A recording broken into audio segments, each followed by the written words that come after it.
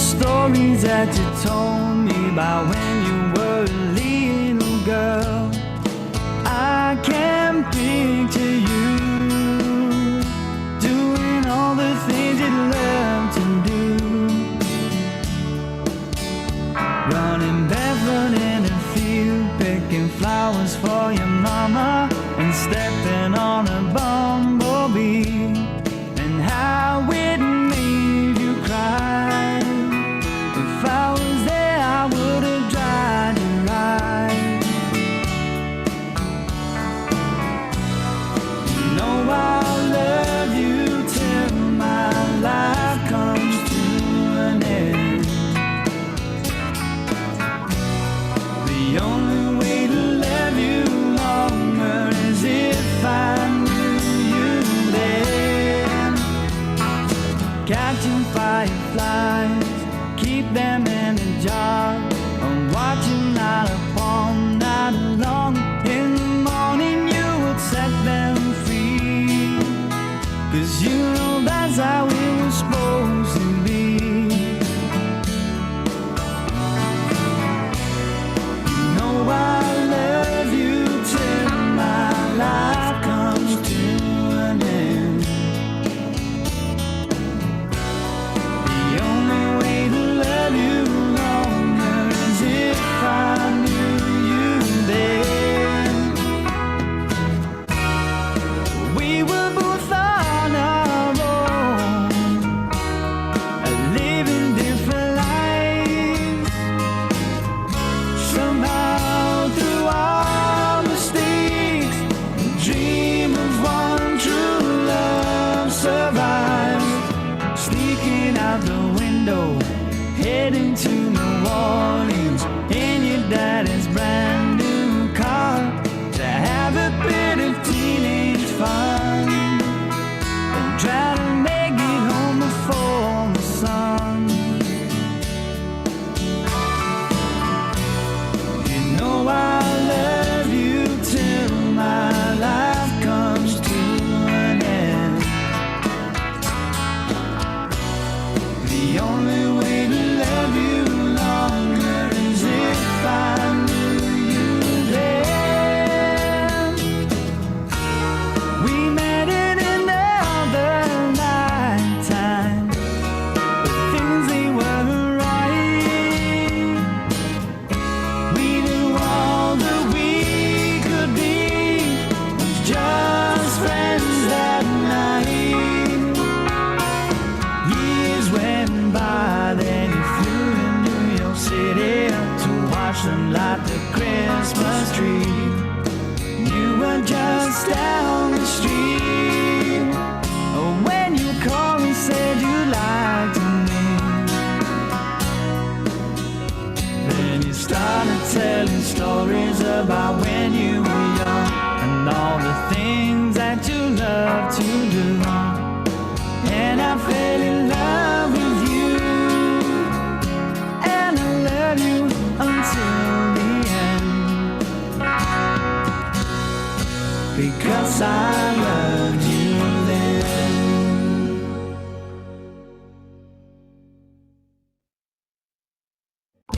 I remember all the stories that you told me about when you were a little girl. I can picture you doing all the things you love to do,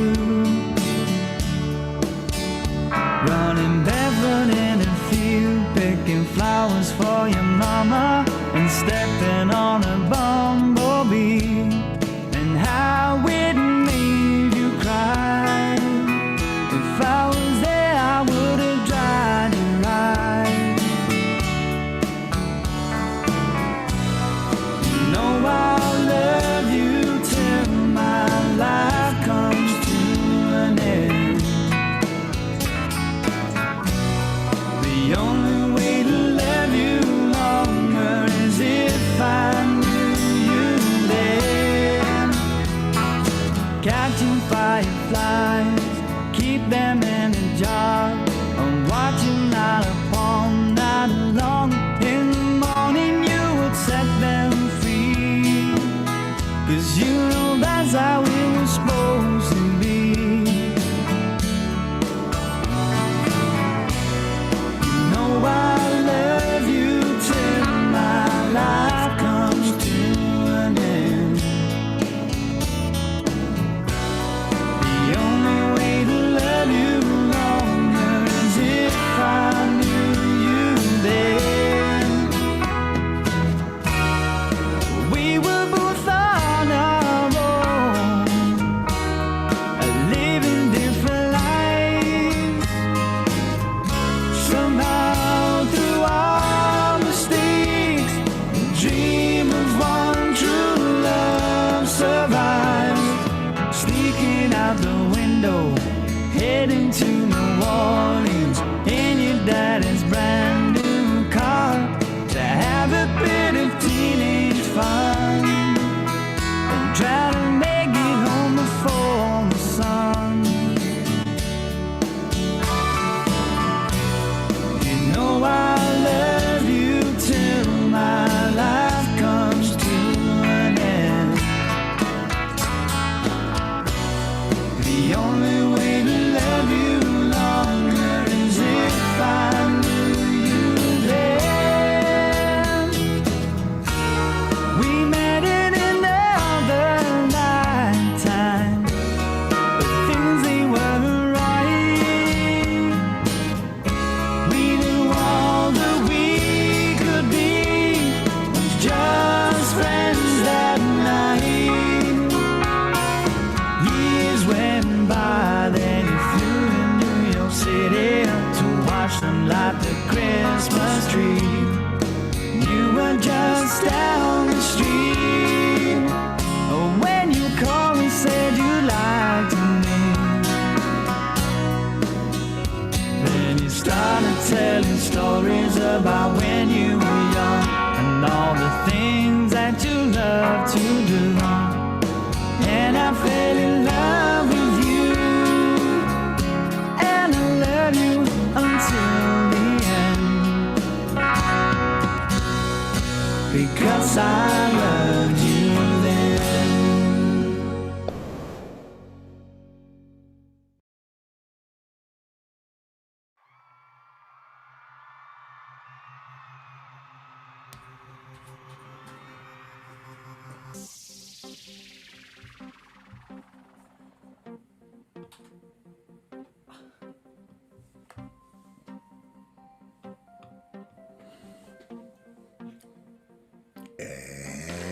And go. Happy Monday. Happy Monday, kids. Happy Monday. A little nervous for my interview. Hope you had a great Hope I look weekend. good. Hope I look all right. Wore a black shirt just for Fader. You look gorgeous. Thank you. So do you. Thank you. Okay, let me turn the music down. Nervous And, for Fader. What? You're nervous for Fader? Oh, yeah, I'm nervous.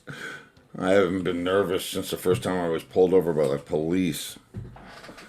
Okay. Or when you tried to kiss me. I was nervous. Which time? Last night or the first time? I was nervous then? No, I don't think you were nervous. No, I was not No, nervous. you were not nervous. No, okay. You were like another one bites the dust. Well, I was like, you're sleeping out here, bitch. Can I tell you? Oh, hey, Laurie Richardson. Oh, so good to hear about your camellias. Yes, good to hear about the camellias. I Good have to hear. never seen one of those big giant ones, but I have heard they grow to be like 30 feet. 30 feet. Yeah, my grandmother had them all in her yard when I was growing up, and they were about 6 feet. And she had red and white striped, candy striped ones, and the colors that I picked, and good the news. pink ones. But, Good things to know. We planted that little camellia bush about 4 years. Oh, who's here? Vibramoon. Vibramoon. Yeah. Anyway, it only got like two flowers a year, and this year I put coffee grinds on it, and we got about 8 flowers. Hi, Vibramoon. Is Vibramoon, is that a new product? It's kind of what I call the studio these days, I guess. I don't know, my record label. Vibramoon? It's Melody's record label, really. Oh my Oh, okay. goodness. Hey, I listen, was gonna whatever say works. something off color. Yeah, because we were gonna vibrant. Well, it's okay. Like You know, it. we were you should have seen I was on a Zoom call what was it? I don't know, a week ago or so with like lawyers and stuff and it said the Borg. If you're a Star Trek fan. Yeah. Yeah, well, I get it, Borg. and I would Vibra. accept it. I had the ship, man. I Yeah, had, Vibra Moon could go a lot of ways. Okay. yeah, A vibra moon sounds like a like sexual. Steely Dan, No, it sounds like or we're going to the moon. We're bringing our vibra moon. well, yeah, but it's like, listen, people think differently today. Oh Lord. Anyway, Well, Fader, you're young and you think that way. you're young and you think that You way. do. I'm young and my heart is an open book. Oh my God! The first time you came on this show, you had on those ski goggles, so we couldn't see what you looked like. Well, because you were sequestered as a result of your You pending. know what? I investigation. still have that going on, and you know what? Whatever. It was totally cool. It was Should I like go? You want me to get him? house on another level. It was like this dude is cool. And I thought, you had to be like 20 years younger than us. Oh, thank you, Shar. 20 years younger than us. How the Yeah. hell were we? Yeah. What do you think? What are you like? I 80? thought why is he younger than that? Was 20 years younger than us I thought would he'd be be in his 40s. I turned 59 this year. He's like 4 years younger than me. 5 years younger than me. okay. So that's not 20 years younger than us. I said I thought it when he had those ski goggles on. I thought he Oh was, yeah. That could have been like a. Well, because it's a young look for you. It is. It's an EDM kind of vibe. Did you send Char stars? I did. I Okay. did. I was in the middle of a thing, but yeah, I would never forget. I sent him again. Okay. Superstar. So we had Randy Jackson in our town last night. Yeah, Randy. I get a call from Randy, and he's like right down the street at the. Can I take a nap at your house? Did he say that to you? No. Oh, okay. All right. Yeah, that's what he always. Whenever he's in my town, he calls me up. So, yo, man, can I come over and take a nap? I'm like, all right. Well, I get that. It's either that or the car. Right. No, yeah, that's cool. That's cool. Why is his grandkids? Are they living with him? No. When he goes to another town and he does, He lives Like all if he the does an time. early sound check or something, and then he's got like 4. Oh, I get that. Okay. No, he was playing with the orchestra. Oh, that's nice. Oh yeah, Yeah. I heard about that. Him and George Cintron. Yeah, Centron and all those guys. Yep. Yeah. They Very have cool. Yes, they were. Yep. Yeah. Very cool. Very cool. So, man, this is fun. It's been it's been a while. minute. It's been a Yeah, minute. you know, I always love coming on the show. I love when I can get on the Crazy Friday show when you got everybody going. It's a lot of fun, speaking to all those guys and everyone, all the different subjects and things that come up. It's fun, man. It's like a gang, Well, it is. It's like, and that's. Our gang. It's funny that you said that because that's always the way I felt about, if I wasn't in a band that was a family, I felt displaced, you know what I mean? Or I would have felt displaced. And that's, some guys come up and they're born to be on their own. They got their rig. They know what they got to do. They get there. They get the gig. They do their thing. But for me, I'm, if I'm not part of a cast, I don't feel like, I'm at home. Well, and this, we spoke a little bit about this the other day. We were talking about band, Beatles and the Stones and you guys and the Who and the this and the that. One thing that I told you that I really admired about Rush was the fact that they were brothers. They were a band of brothers. They not only loved to do the music together, but they loved each other. And one of the first things that they did, unlike the Beatles and Led Zeppelin and other bands, was at the beginning of the career, they said, look, it doesn't matter who writes what. We're a band. We're going to split everything 3 ways always. And that's it. Yeah. and that ended any kind of, you, me, da da da. Because I love that. Well, I love writing for that. the wrong reason is what it eliminates. I Yeah. mean, you don't ever want to write for the wrong reason, and you don't ever want to, um, you don't ever want to jam stuff onto a record that isn't supposed to be there.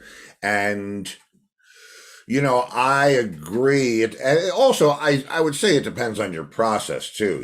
Our process, the Rat Race process, was somebody brought something in, and we went after it together, and everybody changed it and put their little thing in, and it was that, and that's, you know, but I don't know if everybody does that. I mean, that's not what Pete and the Who do.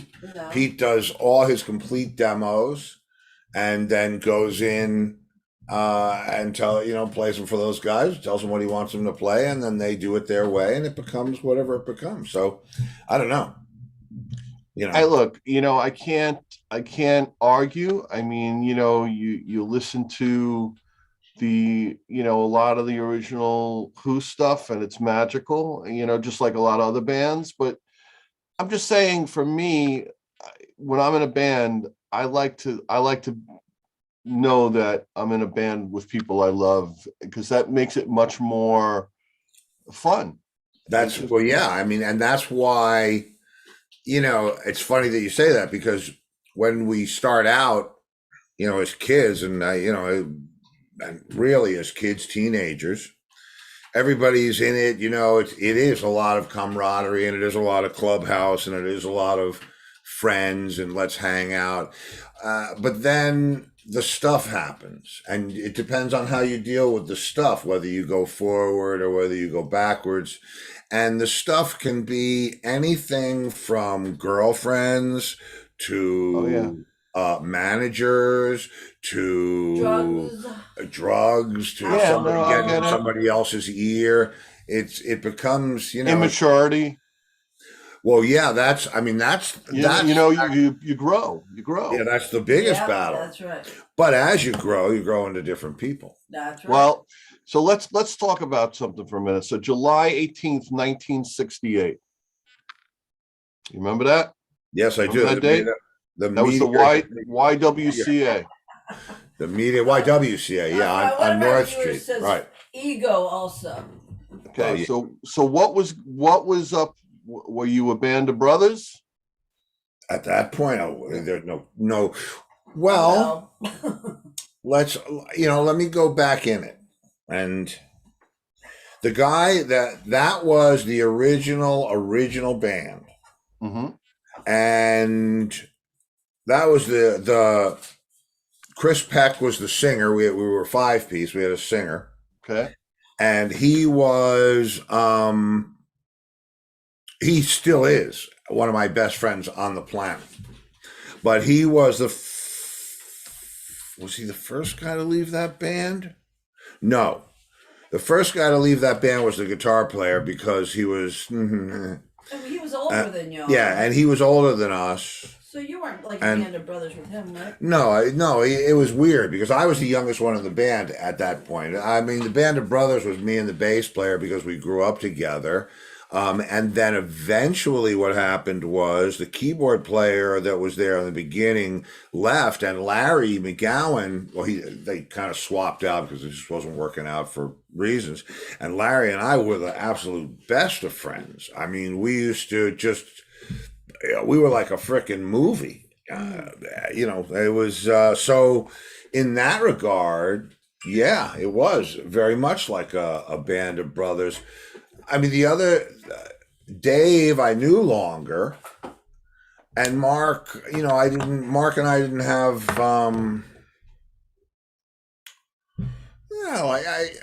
we ran in different circles and were entertained by different things. So, but it was always, even in a band of brothers, some brothers are closer than others. You know what I mean? Well, I'm just saying, like, with my, one of the things that my band, and again, I was lucky enough to, my drummer and my bass player, I've been friends with since, well, he was 14, my drummer, and my bass player since I'm 20. And Kim, I'm with for 30 something, 31 years. So I'm just saying that was pretty much the band, my cover band, you know. And one thing I can say is, even with all the fights and all the stupidity and this and that, you know, when the gig was over, we'd all be at the diner at 2 a.m, you know, together having some waffles and stuff. What about you guys? Did that happen? Or At a point, oh, certainly at a point in time, it was very fraternal. You know, we would wind up at the White Plains Diner, or that. Um, it was when we started to really make money was when people started to turn in. You know, we weren't all riding to the gigs together, and we weren't all hanging out together. You know, And you had a girlfriend. and yeah, the girlfriends come into it, and it's I was into going skiing, and I was also into going skiing, and Even when it was summer. yeah, well, Frank Feeney says Star Diner. yes, a Star Diner, yeah, did the Star, but White Plains Diner was a big one. But yeah, it was. I mean, that's what it was about for me, and that's what it's always been about for me. That's why when I put the bands together later in my life that I put together, it was with people that I either thought I had that connection with, or people that I actually did have that connection with. So it depends where you run. You know what I mean? I mean, Entwistle and I were absolutely the hang bros. and we're going to get into that. I just want to get a feel. You know, one of the fun things about being in a band, and again, like Rat Race was a whole, you know, another country. My band, you know, we went out, we played, we had some good gigs, and we had some like regular around the corner bar gigs and whatever. But you know, like when we got to the point where we were playing out like in the Hamptons or Quag or wherever, or backyard parties, you know, it became, you know, now you start, like you said, it's a little bit different of a feeling. Can you explain to people, like you guys used to live at what, Middy's General Store or something like that? Well, it was a bunch of. I mean, how it happened, and it's interesting how it happened, and it happened. It was Dave, the bass player in Rat Race, was not playing bass yet. He was playing accordion. And Jan, who wound up being the lighting guy for Rat Race, was a trumpet player. And I had a snare drum and a hi-hat. And somehow in the early 60s, pre-Beatles, we put together a trio. And it was that. It was just. Really? Oh, yeah. Yeah, we were called the Continentals. Oh, And wow. we had the Continental theme. That's a very 60s name. Oh yeah, early. And then we played the Saints. We could play, you know, when the Saints come around. I don't remember the rest of the book, but I've always been in a band.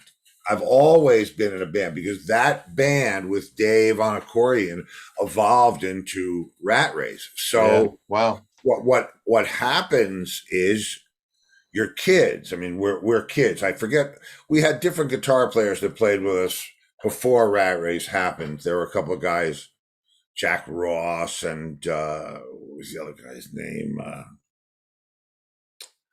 It doesn't matter. There were different guys that we played with, you know, in the like 67, 66, 67 when we were looking for it.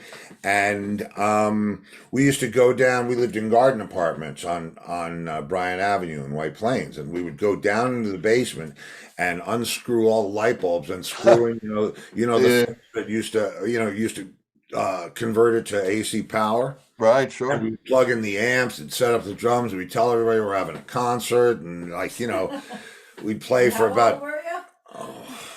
12. Oh, this is Wow. with Jan in the band. Huh? Yeah, this was before Rat Race. Oh, I figured it was before Rat Race. Maybe 13, I don't know, whatever. But Well, yeah, when, that was our. Chris Peck was in Rat Race. Yeah, no, this was his way house. before Chris Yeah. Peck. Yeah, yeah. So would you say the peak of Rat Race was like from like 76, 77 to what, like 80, what? The peak of it, Yeah, like the real, like You played everywhere, but I'm just saying like the real, The sweet spot, I would say, was from 74 to 84. Oh, With, wow. with Okay. a 10. I mean, that was, the rise of it and towards the end of it. And what happened, it's interesting how it changed, because when Larry left in 79, I mean, the band was starting to fracture at that point. People wanted to go in different directions, do different things. I was only interested in writing original material and being in a band and getting a record deal and touring. I mean, that's what I thought we were out there to do, and it's what I wanted to do. So I was for that. And but we were making so much money in the 70s, and we were, if I say it all the time, if New York, New Jersey, and Connecticut was the world, we were the Who. Yeah. And it's the thing about it. The thing about it that happens is you start to love the band more than you love the individual people. So because I loved what we did in that band so much, I mean, I'll never do that again in this lifetime, but to be in that band and be able to do the things that we did in those days. And this is in hindsight. I wasn't sitting back there going, oh, we are fucking amazing. I mean, maybe I was. No, but listen, there's nothing wrong with that. If you're doing it, there's nothing wrong to have a little bit of that. Well, the thing about it is, I mean, I say this, and I say I gotta hand out some mega stars here. Shar Halsey said that she thinks that the band's sweet spot was 75 to 83. It's about the same time. I mean, you doing 3-piece by 83? No, we were in and out of jail. You see, I mean, you know what? It's numbers. The sweet spot. The sweet spot was in the. If you wanted to really talk about it, you would say 76 to 81 or 82. And I mean, the business changed. It certainly wasn't the band. It wasn't the music. It wasn't anything other than the drinking the circumstances, the drinking age, the drugs, and the different habits that different people had. And like I said, there was a lot of influences that there were a lot of things that could have been managed that weren't. And so at the end of the day, the only thing holding us together in my heart was the fact that we could make the table disappear, or have fire in both hands at the same time. And when that stopped happening and I stopped feeling that, I don't care. I like to feel amazing. Yeah, I like to. There's definitely a high. There's definitely a drug high to exactly that. Right. And when you sit there and you know that you can do this thing and you're about to go and do it, and just through experience how much pleasure people get from it, and it's not just you, it's you and this whole thing that's much bigger than you. Right. You wind up trying to protect that nest. Right. In spite of your relationships with people. I mean, you can look at the Police or you can look at the Who. I mean, I know personally, it doesn't matter what level your band is on. When it fractures, it fractures. And when it has to stay together for the wrong reasons, that's almost worse than I'll see you later. Yeah. You got to go back and do, because nobody wants to know that John Entwistle is mad at Roger Daltrey and that they don't hang out and go see, Apocalypse Now together. Like we just saw Richard. Well, so, and here's a question. One of the things that I found that worked in my, when you're together for over 20 years, like my band, like we're all, friends and together that long. But there were times when it got rough, and we would take a break from it for sometimes months at a time. Yeah, Did that there ever was none of that for us unless somebody No. fucked themselves up. Okay, No. well, Jeff Seitz, who Yeah. was in Godspeed, and he has worked with Stuart Copeland of the Police for 40 years. He just weighed in and says, with regards to management and band dynamics, we were young and perhaps a little foolish. Well, no, I'm going to tell. I know exactly what it was. Yes. Well, right. First of all, yes, we were absolutely young. Management did. And I don't know that it was that we were foolish, because I was pretty schooled in the business street. I knew that, I knew certain things that other people were either ignoring or weren't paying attention to. But for me, it was pretty plain and simple. We knew what we should have done, what we wanted to do, and it would have been. I don't know. I know. Listen, but I mean, when you think about the whole thing, and you think about the time, like this, it could never happen now. Whether you were 20 years old or whatever, it could never happen now because it's a different world with music out there and people going to see band. I mean, everyone's in the metaverse. Well, it was a perfect storm back then. I mean, we talk about it on this show all the time because it was, it was the right temperature, it was the right time of year, it was the right source of light, it was the right, chemistry in the earth. It was like the Paleozoic era. But you want to know the truth? There was no internet. That's a big thing. Okay. We have a question. So that makes you think, would it have been even bigger, or would that have squashed it? I think that's what squashed it. Go ahead, question. From Richard Wing, our YouTube watcher. Oh, hey, Richard. Says, when Mark Hitt came on board, did it fill a big gap regarding the music during your apex? Yes. I realized there was Chris Murphy, who was the original guitar player, and he was not a very good guitar player. He was a great showman and a great leader, and he was older than everybody. But even he knew that the rest of the players in the band were, going to pass him by. Mm-hmm. The next guy that came in was Bob Catapano, and Bob Catapano was friends with the keyboard player Larry McGowan. They were in a band together, and Bob was very capable player. And the catalog, we got pretty rocking with him, and he was also a singer, so it brought something else to the table there.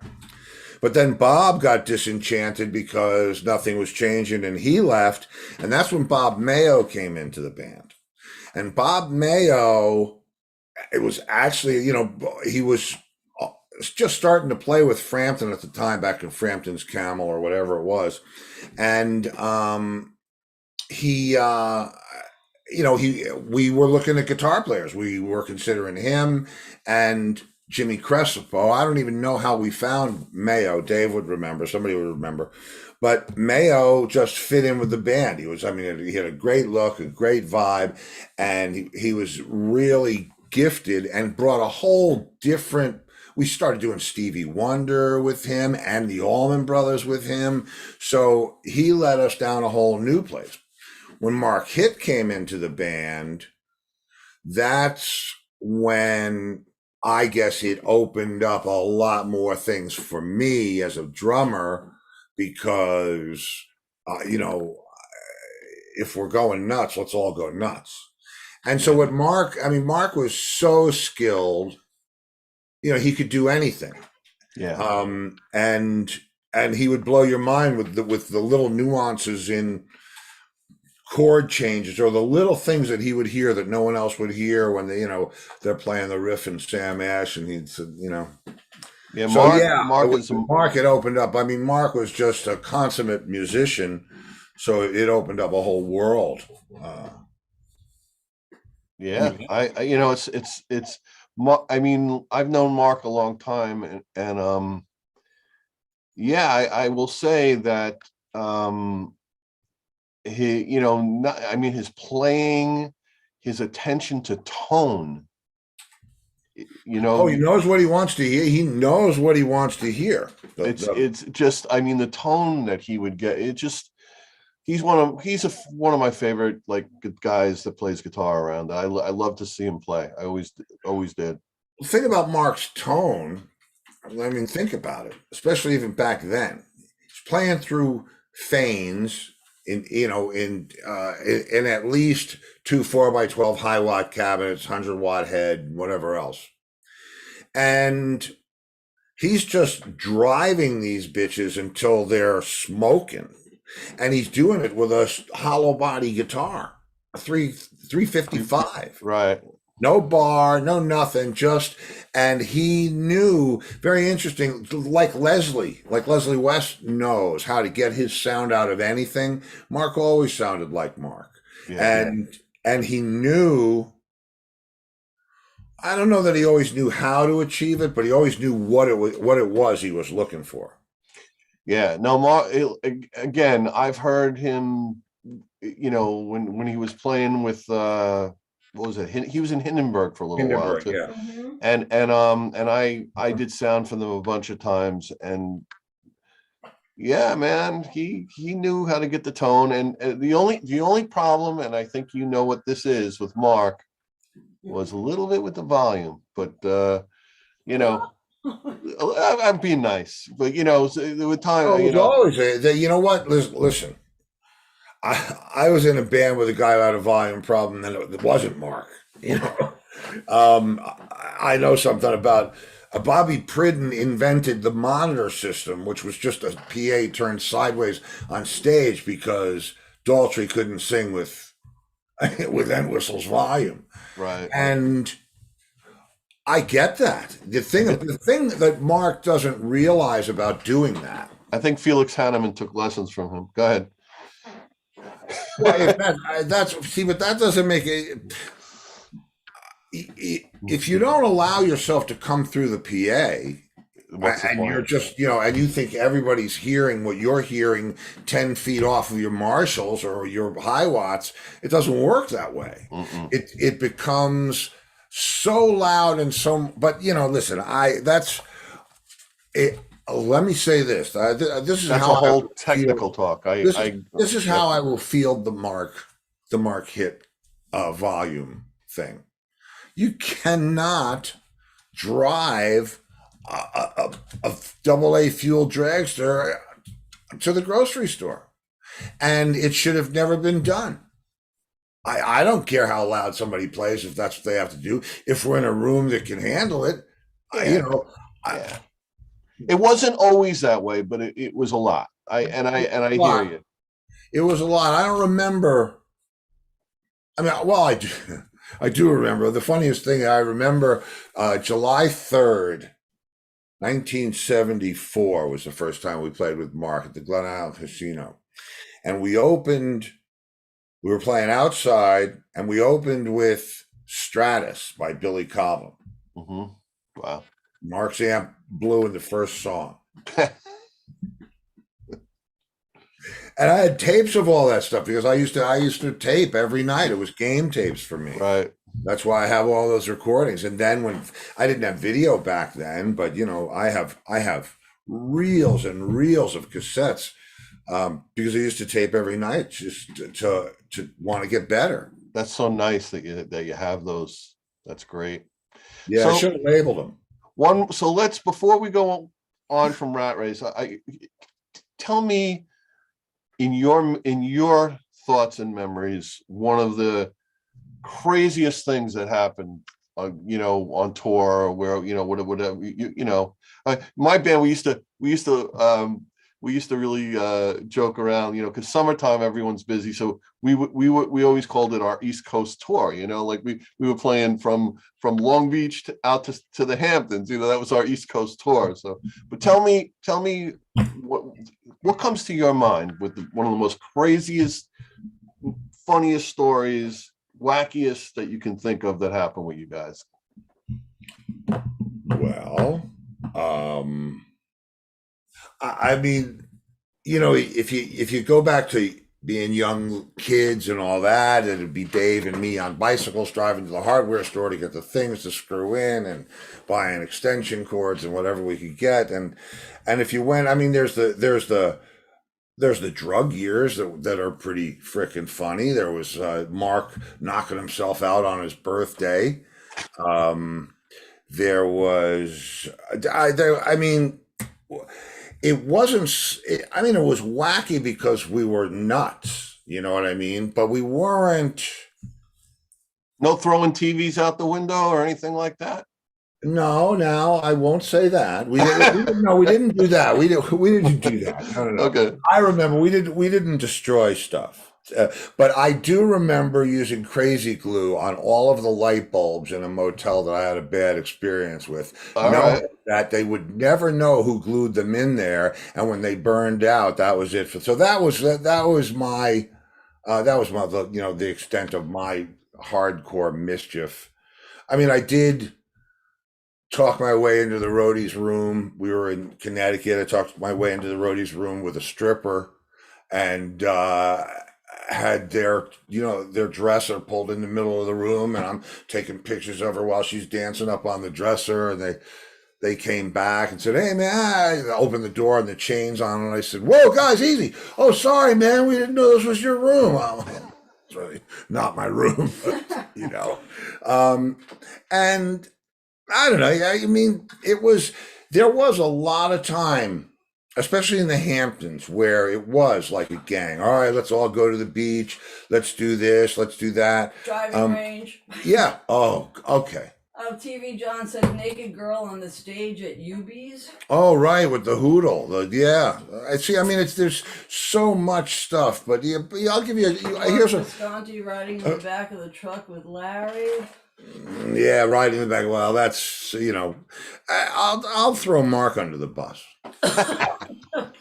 We used to live in a house on 92 Tuckahoe Lane, which is like right off of 27 and just in the middle of nowhere in Southampton. Mm-hmm. And you could actually walk from our house to Robert's homemade ice cream stand and the driving range. Good ice cream. So one night we decided we're going to go to the driving range. You got to think of what we're talking about. We're talking about Alan a day. I forget who else might have been there. They're talking about Larry McGowan, me, Dave, Mark. All right, that's a freaking insurance claim, no matter what, right? So, and we're not golfers. Nobody's golfers. I had more like Happy Gilmore, right? We're not. I don't even know what we were. It was like, let's go to the driving range. Okay, and I went. So we go, right, and I pick out a driver. Dave picks out a driver. Mark, he's like going through 58 Les Pauls, right? He's looking at 59 Les Pauls. Oh, this one. Oh, I don't like the neck on that one. And he comes out there, and he comes out. We're almost finished with our bucket of balls, and he finally comes out and realizes he picked out a left-handed club. Okay, no problem. Back to the clubhouse. Put that back. Get another. And he tees up, and it's like watching a Marx Brothers movie, right? It's like tees up, the ball falls off, tees up, the ball falls off, tees up, the ball falls off, tees up, the ball falls off, right? And Dave and I are like looking at each other like, but he's a great guitar player. He is a great guitar player, right? Now everybody else is done. There's a full bucket of balls and one ball that can't wait to get out of there on a little rubber tee. And Mark swings the club back like he's been doing it for his whole life, completely misses the ball, sculls it off the mat, and dislocates his knee. Oh, my God. So now he's screaming, oh! And we're like, oh, a golf injury? So that would, that's the kind of mayhem that there was where the roadies had to carry him. But I don't even remember how we got him home. I think they had to go and get the truck and bring him back.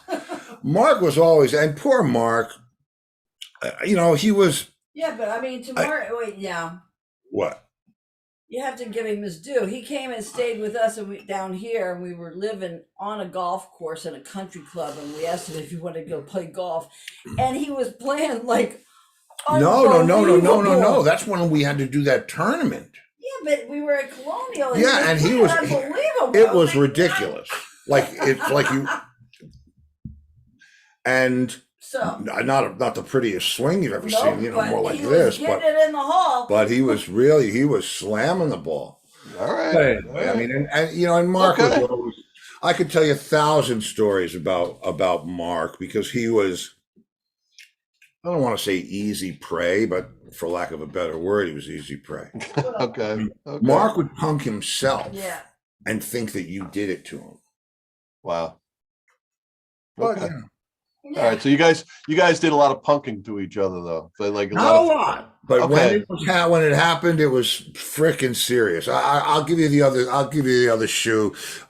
It's Mark's. It's either his birthday or New Year's Eve. I think it was his birthday, and he's hopping through. And we had a farmhouse in an old 1800s farmhouse, horse farm, and a farmhouse in Mayapack or wherever it was, Baldwin, and very low door jams. And Mark's oaking his way through the house and winds up banging his head on the door jamb, knocked himself out cold. Right? So now they got to take him to the hospital. Got to shave the meditation dot in the middle of his head now because he needs stitches, right? Oh, God. Mark is already self-conscious about his hair. And Right. So you don't want to lose this part because this is the part that's still happening, right? So they stitch his head up. He goes through the thing, you know, whatever, and blah, blah, blah. And he starts wearing baseball hats on stage. Okay, no problem. But Mark in a baseball hat is kind of like me in ballet shoes. It just doesn't quite fit a sports hat on me. Anyway, although I wore ballet shoes. Camellias. They worked. Oh shit. And so one night I'm on my way to a gig. We're playing in Yorktown, and I stop at I was always looking for some crazy shit to do on stage, some kind of magic trick or something that He exploded would pull stuff out or something. Of his Yeah, I would pants. pull, and so I go to my favorite store, and there is a beautiful, perfect black hat, right? Baseball hat. Black baseball hat, really nice, with wings, silver lame wings, this big, like Mercury wings. Like, Four. and so I said, I got it. I don't care how much that is. I want that. Right. So I drive up to the Gemini, which is where we were playing that night. And, Mark, everybody had their time. It used to drive me insane that the band never went on stage together. But Dave would always walk out, plug in his bass, start noodling around like we were at rehearsal. Yeah, the alarm. And then, you could hear the low frequency alarm. And Larry and I would walk out to the stage and we'd get our shit together, and Mark would stroll out when he was good and ready, right? I mean, that's, That's how it always went. So I come up to the Gemini, and I have this big bag with me, and I park my car in the back, and I go up the stairs, and I knock on the door, and they let me in, and I go into the dressing room. I said, Mark, I got you something, man. And he said, oh, really? What? And I said, this. And I pull out the hat, right? With wings. With the wings. I mean, I figure, So what is this, let's make some stick out of it. You know what I mean? 1980, 1981? 80, yeah, early 80s. Yeah. And he gets pissed.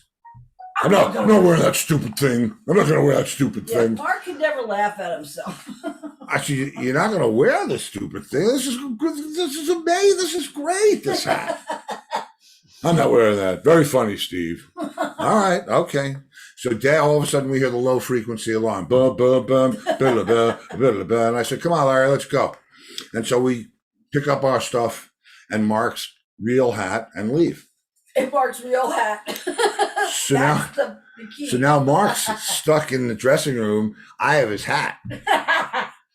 But He's guess got to what's in the wear the Mercury hat.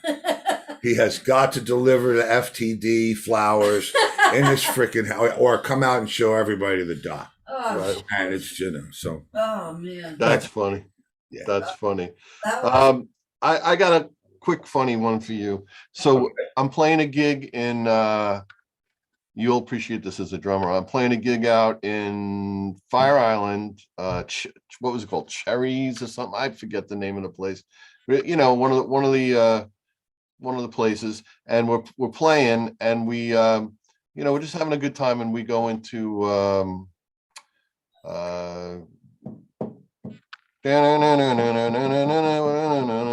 know, doing that whole thing. Wipeout, right? We go into Wipeout, and we stop, and my drummer's doing his thing, right? And we're all, you know, it's the summertime, we're all in our shorts, so I go up behind him with a bucket of ice, okay? Pull his shorts out and dump the bucket of ice. Oh, And he's wow. That's the kind of antics we would do after a while, you know. But you know, did he laugh about it? oh yeah, well no, he got me back with silly stuff, you know. It just went on, and you know, he would pull my pants down on stage and things like that, you know. Well, see, I mean, you know, in Mark's defense, you know, he knew how to pull a prank. You know, if we both happened to be wired at the same time out at the house in the Hamptons, and my drum roadie and his girlfriend Janice happened to be asleep in a room with a fan drawing in the cool air from the outside, and I just happened to have a smoke bomb. He's down for that.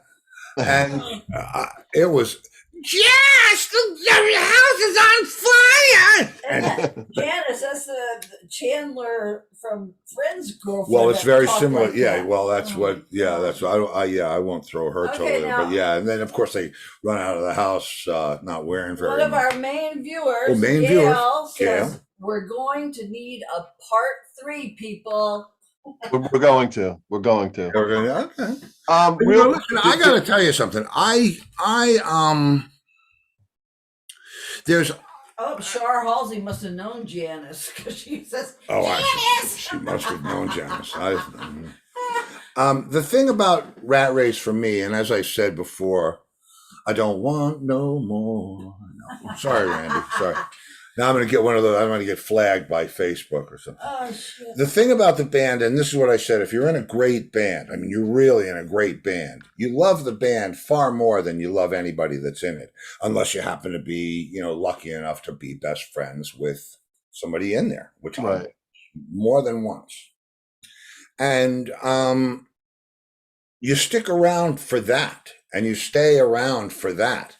And the reason that you're there is because the reason you stay as long as you stay is because you believe that somewhere in here there's an answer, or there's a crescendo and a finale. So, you know, this is not what it's supposed to be. And when everything turns, you know, it's everybody has a different heartache for a different reason. And, you know, you're the asshole in somebody's story, just like they're the asshole in yours. And, and you know, the only thing that, I don't know if Betty White was ever anybody's asshole. I don't know. Ask Alan Ludden. You know, the thing about it is, and I'll tell you this, with complete reflection and knowing as much as I can know anything in this world, that there's not going to be any more reunion, and there will never be the kind of record that I saw us doing. It's almost. Was there ever a record? Was there ever? Tons of recorded stuff. There was a 45. There was a 45 that got released, which was like, Dave wrote one side, I wrote the other. His song was absolutely crossover commercial. Hit. Yeah, absolutely a hit song. Mine was sort of R&B, but neither one of them were Rat Race Choir. Yeah, that's right. And so we got no traction from that. We were on a couple of those homegrown albums. Right. I mean, we recorded in the finest studios, Warner Brothers and Electric Lady and Minot. And I mean, it's a long list. Media. Original recordings? Oh, yeah. And where are these original recordings now? I don't know. They're being held hostage somewhere. I don't know where they are. I really don't. I mean, there was one point where when I was working at, I was producing a lot of stuff out of, what was Bobby's place? Unique, where Tupac got Yeah, shot. I remember that.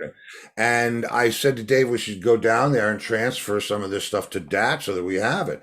So I have the mixes that we had. I mean, I have the mixes that we did, but there's multi-tracks lying around someplace that should be baked, and supposedly were baked. But it was, I think that the universe was just bigger than those opportunities. And for some reason, it's meant to be more like Robert Johnson than it is like Robert Plant. Right, the lost son. But do you? And this is like a what if kind of question. Do you think if it was 1980, 1981, and Rat Race released a real album, do you think things would have wound up differently for the band? 1980, 1981? 79, 80, 81, in that area. I mean, like, and the reason I ask you that is because, you know, when you think about the three top bands on Long Island, you know, it's Twisted, Zebra, and Rat Race. Yeah, two of them had record deals, and one of them is right. But what's the difference between the three bands? Okay, well, at this point, no disrespect. Well, maybe a little disrespect. No disrespect to Zebra and Twisted, right? They both are either going to play or they're not going to play, and they do what they do. And Zebra's been together for 40 years, and very nice. It's all good. But I always wanted to be in the greatest rock and roll band in the world. And I believed that I was. I believed that I was in a band that could out Led Zeppelin, and out Who, the Who, and out Mahavishnu, the Mahavishnu. I mean, there was nothing that we couldn't do. And my pride was the width of catalog that we had to choose from. And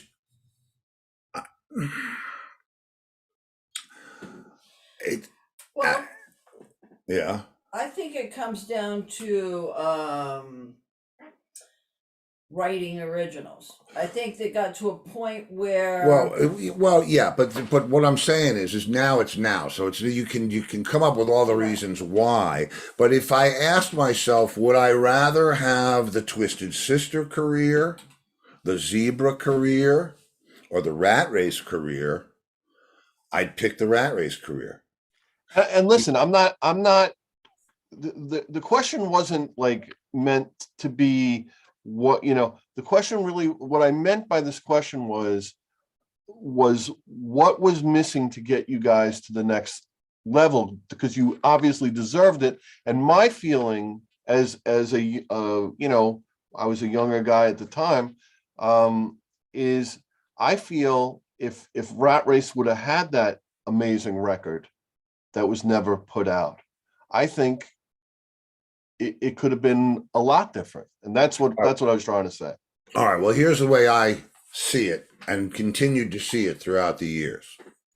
And, you know, when I got the call to do the reunion in 97 at Speaks with Twisted or whoever, Dee Snider and the Good Rats and Zebra, I was all about it. You know, I was in England at the time, and I said, yeah, I'll be there.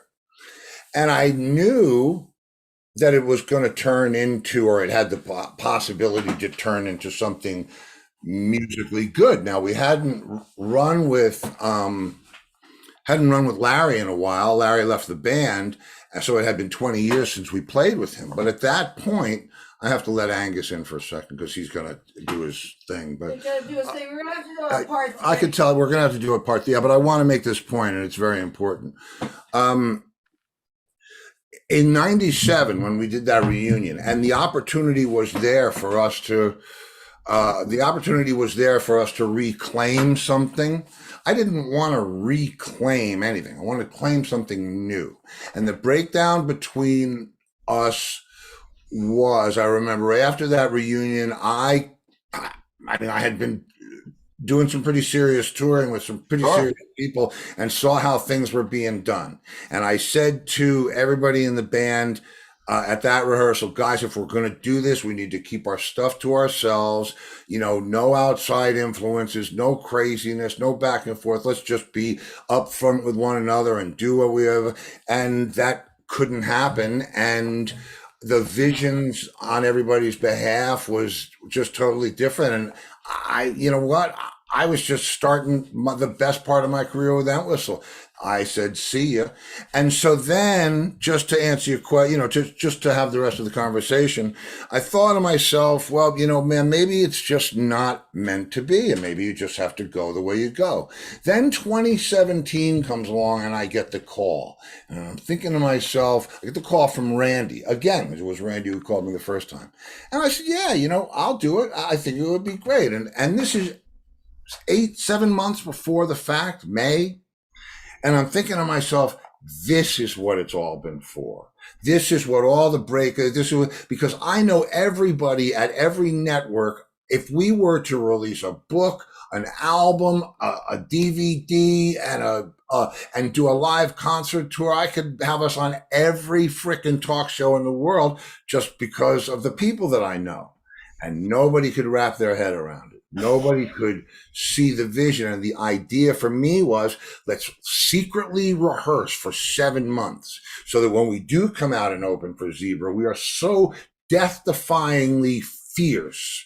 There's no denying that this is the band you've been waiting for. And then, since we're celebrating Zebra's 40th anniversary, we announced that in 2 months, it's our 50th anniversary. And we're finally going to finish all those songs, release all that stuff, do the book, do the picture book, do the this, that, and the other thing. And yeah, I get it. All right. Well, listen, before we were going to do a part 3, but is there something you could tell us that's going on in your life right now that's exciting? I don't want to say anything unless you can say something about oh no, I mean the truth of the matter is I've got a lot that's exciting going on right now. I'm still doing my art and the fashion line, which is passion for me. So that's good. And now we're starting to come out of the craziness. So retail's coming back. I'm doing this John Entwistle project, the 2-record collector set, which is amazing records. And man, let me tell you, do you remember you and I were trying to remove the bass from that track? Yep, you have I found the soloed bass track. In fact, Angus, you're a good sport, dude. Hey, Angus. Hey, Lori. Hey, Fada. What's up, Angus? How you doing, man? I'm enjoying this. I was listening to it before I came on. Yeah. It's a little hot, but you'll get it. Oh, I gotta go here.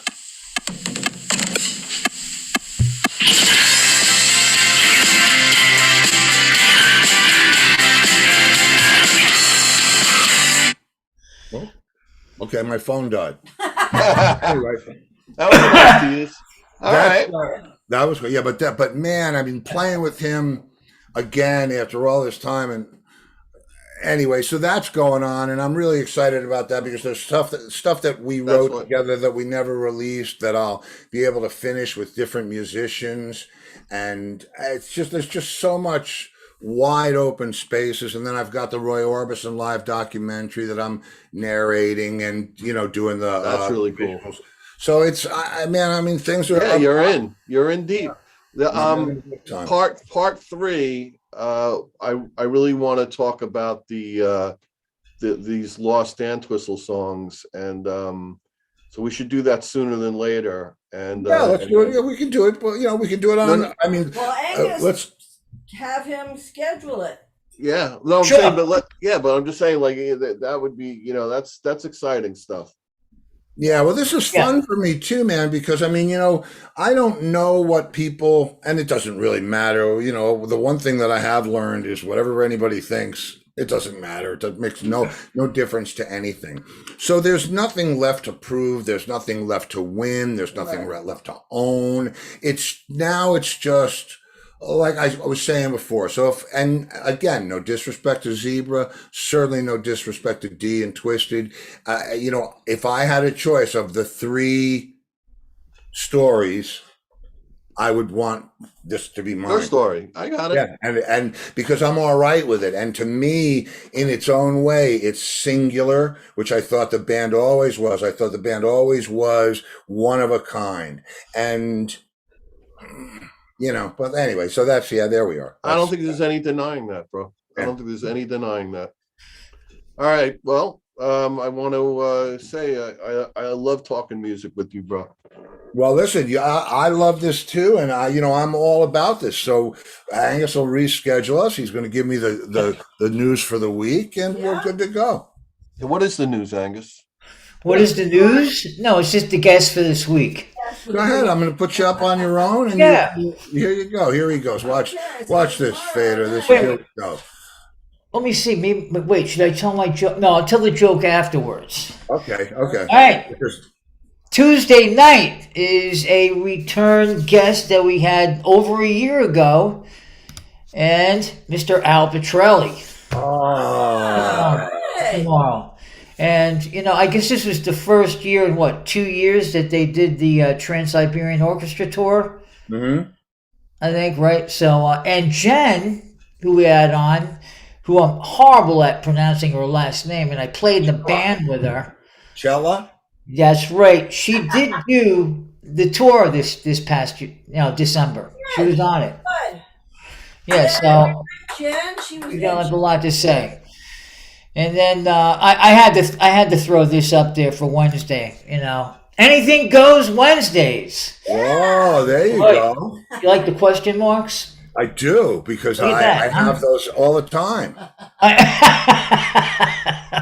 I'm just one big question mark.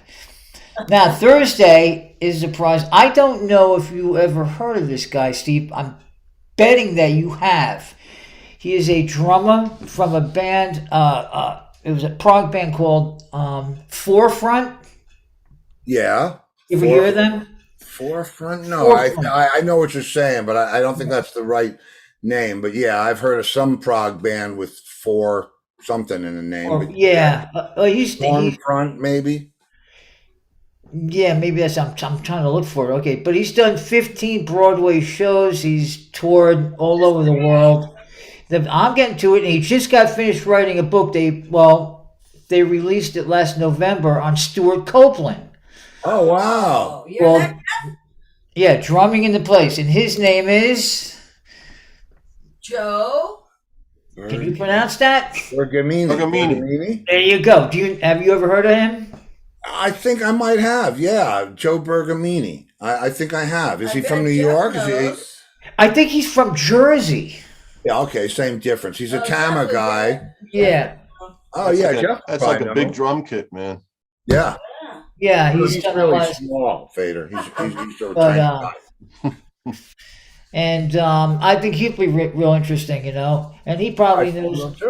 I don't think he knows more about Stuart Copeland than Jeff Seitz does, though. Throwdown challenge. Yikes. Worked with Stuart for 40 years. I don't know, man. That's a steel cage match right there. I'm on a new episode of BattleBots. That's it. So it'll be another good week. Jeff said he's from Parsippany. And how would he know more about Stuart Copeland than Jeff if Jeff has worked with Stuart for 40 years? No, I don't think. Like I said, I don't think he knows more than Jeff. I don't know, but Mike. I think we're rewinding the tape anyway. And who did he play with, though? That you know what? I'll tell you in a second. Yes, it is. He was a Los Angeles. Forefront. Yeah, Forefront was the progressive rock band. Forefront. Okay. Oh, wait. Okay, so Gail asked Jeff if he was familiar with the book that Joe wrote, and Jeff said he was a contributor to the book. Yes. So was Mike Sorrentino. Oh, Mike Sorrentino. We had him on the show. Yeah, he was on the show. Yeah. Forefront. Yeah. Forefront. F-O-R-E? It's just that the number 4 and FRONT. Oh, Oh, the number Wow, 4. okay, number 4. Number 4, yeah, F-R-O-N-T, yeah. And he did, was it That's great, man. 14 or 15 Broadway plays.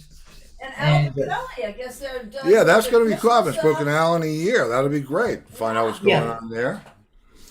He's probably Yeah. snowed in down in Pennsylvania or. No, they don't do Trans-Siberian Orchestra. after Yeah, they do. Christmas? No, I think he's on the road or somewhere. Anyway, so guy, you got a joke for us there, Hot Shot? Hit it. What's your joke, Angus? okay, hold on a second. I might have to pull it up here a little bit. It starts. I just kind of found it. All right. This old guy, senior citizen, just bought a brand new BMW Z4. And he just driving out of the showcase. And he's like, oh, this is great. He takes off down the road. He's doing like 100 miles an hour. And he says, you know what? Let's see how fast this thing goes. He starts doing 150, 200, 225 miles an hour. He looks at his rearview mirror and he sees the blue flashing lights, the cop and everything. Oh God, what did I do? This is, I'm too old for this stuff. I'm not supposed to be doing stuff like this. So he pulls over. The cop pulls him back of him. The cop walks around to the driver's side and he says, look, I got 10 minutes left on my shift. It's Christmas. If you can give me a reason why you were speeding that I've never heard before, I will let you go. And he goes, looks at the cop and he says, well, I'll tell you, a long time ago, a cop stole my wife from me. I thought you were bringing her back.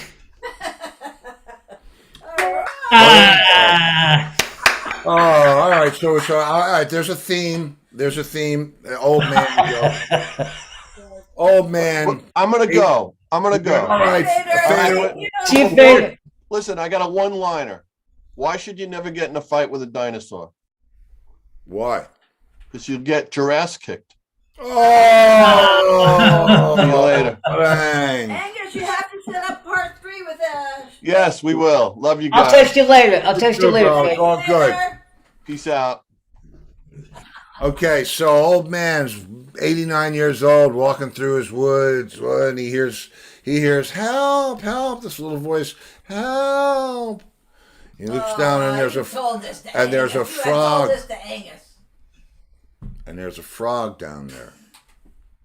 And the frog says, are you talking to me? And the frog says, yes. If you pick me up and kiss me, I'm going to turn into a beautiful princess for you. So the old guy says, wow, okay. And he bends over and he picks up the frog and he puts him in his pocket. And the frog says, wait a minute, what are you doing? If you kiss me, I'll turn into a beautiful princess. And he says, listen, at my age, I'd rather have a talking frog.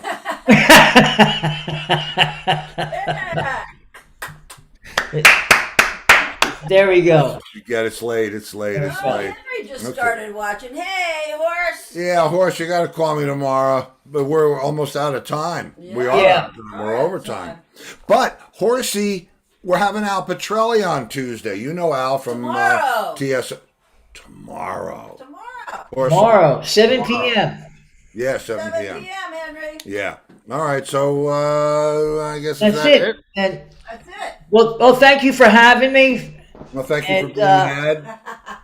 And I'm gonna go eat my dinner now. What's for dinner tonight? Oh, I got BLTs from Publix Whoa. Oh, okay. with cheese on it, though. Oh, nice. A little ptomaine poisoning. Yes, white American. Very Publix nice. has the And best. and Franny made split pea soup yesterday. I love it. It's my favorite. Oh, that's Steve's favorite. Yeah, except for maybe French onion like that too. Yeah. And lobster bisque like that too. Oh, okay. Ooh. And whatever. Oh, eat your food. Have fun. All right, I will see you later. No, Good night, everybody. Thanks. See you, bye. See you, Lori. And so, I guess that's our show for tonight. Okay. I love talking to Fader. Fader, you did a great job, bud. You're the man, and you've apparently been the man for a while, and you will continue to be the man. Mark Visconti Yes? wants to know if he can put in his request for Wednesday now. Oh, okay, Mark Visconti. You absolutely can, and I will do my best to find it for you, or send one of my robots looking. But go ahead. Okay, what's your request, Mark? Oh, my page froze. Uh-oh. Turtle soup and make it snappy. It's a blump bump. See now, Frank. Now you want to do ethnic restaurant jokes. No. Guy calls a waiter over to his table in a Chinese restaurant, and he says, "This chicken is rubbery." And the guy says, "Thank you." Oh, God. Life After Life. Oh, that's okay. You Okay. got it. That's You got right. it. You got Mark it. Visconti. Okay. You got it, So, yep. So yeah. tomorrow night we have Al Petrelli. Al Petrelli from Trans-Siberian Orchestra. Oh, dear old friend of ours from back in the day. We're going to talk about, the history of rock and roll as we know it. He goes right back to the core of what this show is all about. So, if I don't see you in the future, I'll see you in the pasture.